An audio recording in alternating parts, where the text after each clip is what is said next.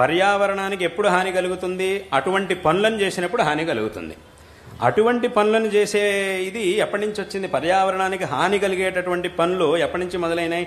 ఇటీవల కాలం నుంచి మొదలైనాయి. అంటే దాదాపుగా 100 ఏళ్ళు 150 ఏళ్ల క్రితం అసలు ఆ పర్యావరణాన్ని రక్షించాలి అని ప్రత్యేకంగా దాని గురించి ఆలోచించాల్సిన అవసరమే లేకపోయింది. ఎందుకంటే అప్పటి కాలంలో ఉన్న పర్యావరణాన్ని రక్షించుకొని దాని నుంచి ఎంత ప్రయోజనం పొందగలమో అంత మాత్రం చేస్తూ ఉండేవాళ్ళు.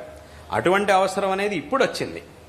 కాబట్టి ఇప్పుడు ఏమైంది అంటే అటువంటి అవసరం అనేది వచ్చింది ఇప్పుడు కనిపెట్టినటువంటి వస్తువులన్నీ కూడా ఇలా వచ్చినాయి. కాబట్టి మనిషి ఇప్పుడు ఏం చేయాలి అని అంటే, అలాగని ఇప్పుడు కనిపెట్టినటువంటి వస్తువులన్నింటినీ వదిలేద్దామా, వీటన్నిటిని కూడా వదిలేసేద్దామా అని అంటే అది కుదరదు. ఎందుకంటే ఈ వాటి వల్ల ఎంతో ఉపయోగం కలుగుతోంది, మనిషే కనిపెట్టాడు, వాటిని చక్కగా ఉపయోగించుకోవడం వల్ల ఎంతో లాభం కలుగుతోంది. కాబట్టి ఇప్పుడు ఉన్న సమస్య ఎక్కడ అనంటే పర్యావరణాన్ని తప్పకుండా రక్షించాల్సిందే. కాబట్టి పర్యావరణాన్ని రక్షించాలి, దానికి కావలసినటువంటి పనులను చెయ్యాలి, పర్యావరణానికి హాని కలిగించేటటువంటి పనులని చెయ్యకూడదు అనేటటువంటి విషయాన్ని మన ధర్మం ప్రత్యేకంగా చెప్పకపోయినా అది చెయ్యాల్సిందే.